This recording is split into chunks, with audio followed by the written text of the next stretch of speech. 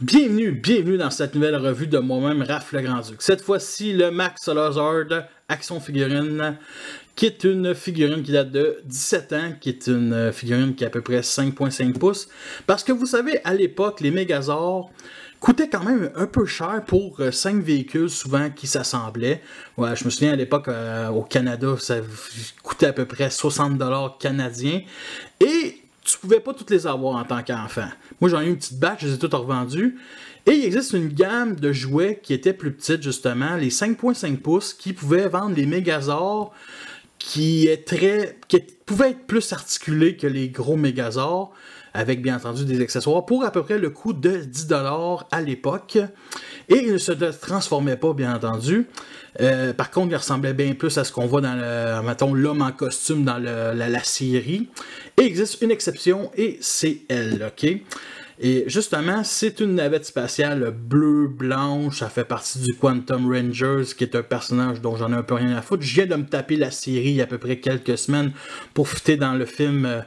C'est la seule série que je voulais vraiment écouter avant d'écouter le film Action Live, qu'on nous a fait une critique, vous pouvez la voir sur ma chaîne.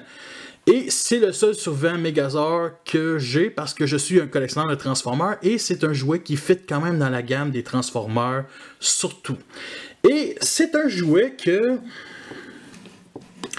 qui fait partie de mon enfance solide, ok? Il y a beaucoup de peinture qui est partie.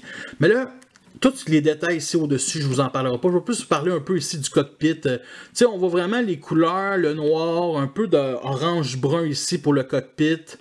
Ça sort un peu métallique, mais non, ça l'est pas. Le fameux bleu. Et bien entendu, il y avait un mode train qui est juste replier les ailes comme ça, en nous montrant les détails comme le M pour Megazord.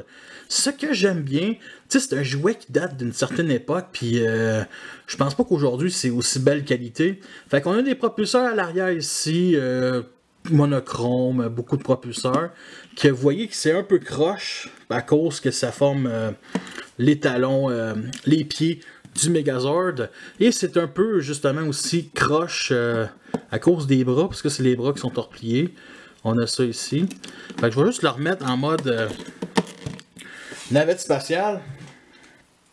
Et vous le comparez avec un Transformer qui est aussi une navette du Astrotrain Inky de classe de luxe qui vaut à peu près, on va dire, c'est une version Takara japonaise, donc elle vaut plus que 15$, mais si tu l'aurais acheté en d'autres couleurs américaines, coûtait 15$, coûtait 10$. Fait que il faut pas oublier aussi qu'il y a à peu près 6 ans de différence entre les deux jouets.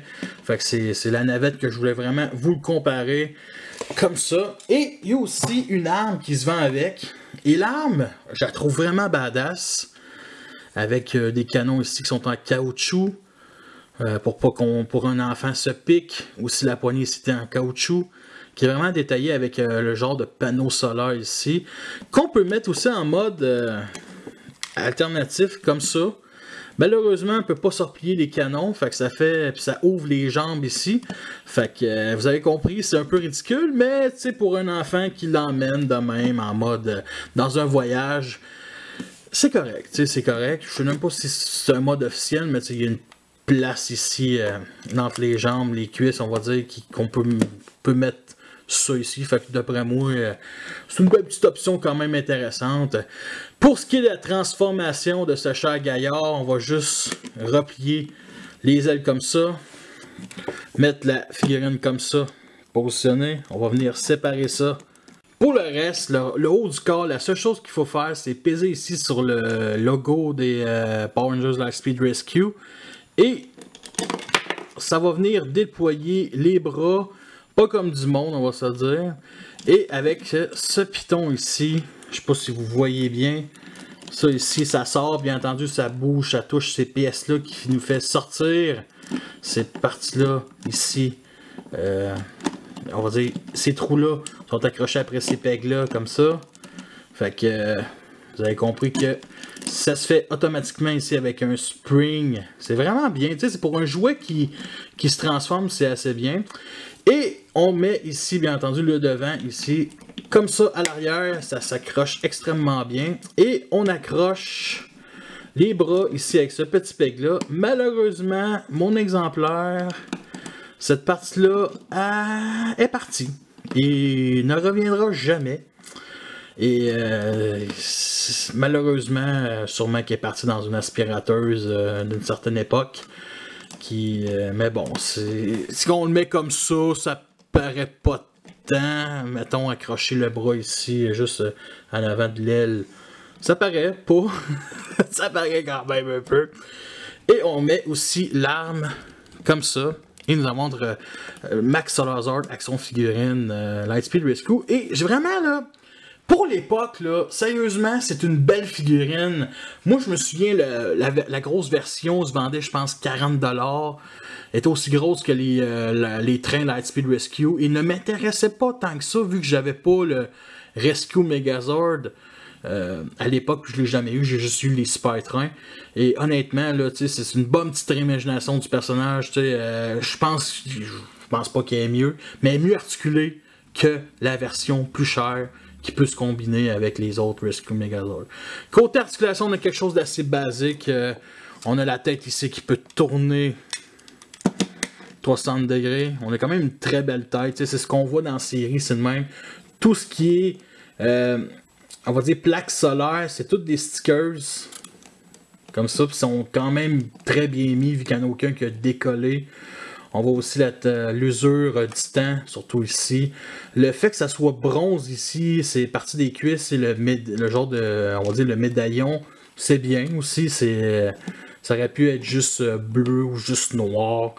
Mais ça reste quand même assez beau. Côté haute articulation, on a ça ici qui peut bouger. Et on a quelque chose que j'aime, c'est pivot sur les mains, qui est très, très, très intéressant. Avec l'arme, ça lui donne un certain look aussi. Après ça, il y a ça ici qui tourne. On peut même enlever si on veut. J'ai pas peur de le remettre puis de le décoller. C'est très bien. Il n'y a rien, les autres articulations, il n'y a rien. Il y a peut-être les ailes qu'on peut mettre ça comme ça, mais c'est juste ridicule. Non, sérieux, c'est vraiment bien. On peut même le mettre comme ça, mais ça, c'est juste d'une laideur. Fait que c'est vraiment un bon petit jouet, vraiment, qui rend hommage à des Megazords qui sont beaucoup plus chers, beaucoup plus gros. Là, voici à côté d'Astrotin, le même que je vous ai comparé tout à l'heure, qui est de classe de luxe, donc c'est à peu près la même grosseur. Personnellement, aujourd'hui, on ne peut plus le retrouver, mais sérieusement, c'est une figurine que je vais toujours garder. Ça, c'est certain. C'est mon seul Megazord pour l'instant. C'est le seul que je ne vendrai pas parce que je le trouve assez classe. Il me semble qu'il n'en existe pas d'autres Megazords. Je pense que, attendez un instant, à travers les années, il me semble qu'au magasin, j'ai vu des Megazords qui étaient aussi gros que ça, à peu près le même prix, qui pouvaient se former. C'était pas aussi complet que des gros Megazords, mais il me semble que des fois, c'était des Megazords à 3 véhicules, 3 Zords. Ceux qui ont compris que c'est intéressant pour le consommateur, surtout pour fermer la gueule à ton enfant. Moi, sérieusement, si j'ai un enfant, je vais acheter des Megazords, il tripe ses pongers, je vais acheter toutes des Megazords cheap, puis je vais garder l'argent pour des Transformers. Fait que je suis un asti cheap pour un enfant qui n'existe pas encore. Bref, je vous le recommande. Nous sommes rendus à la fin de cette revue-là. J'espère que vous l'avez apprécié. Fait que je vais faire une annonce aussi. Il n'hésitera plus de revue Power Rangers pour l'instant. Le Megazord du nouveau film m'intéresse à 50%. Le Legacy Ninjazord me fait de l'œil. Vraiment, je l'ai vu en spécial 100$ ou 150$. C'est quand même un bon prix, mais ça reste quand même assez cher pareil. Je vais peut-être me tenter, mais une chose est sûre, la gamme Legacy, ça continue à Turbo. Turbo qui est, en ce moment, sont encore à la 3e saison de Mighty Morphin. Le prochain va sûrement être le Shogun Megazord.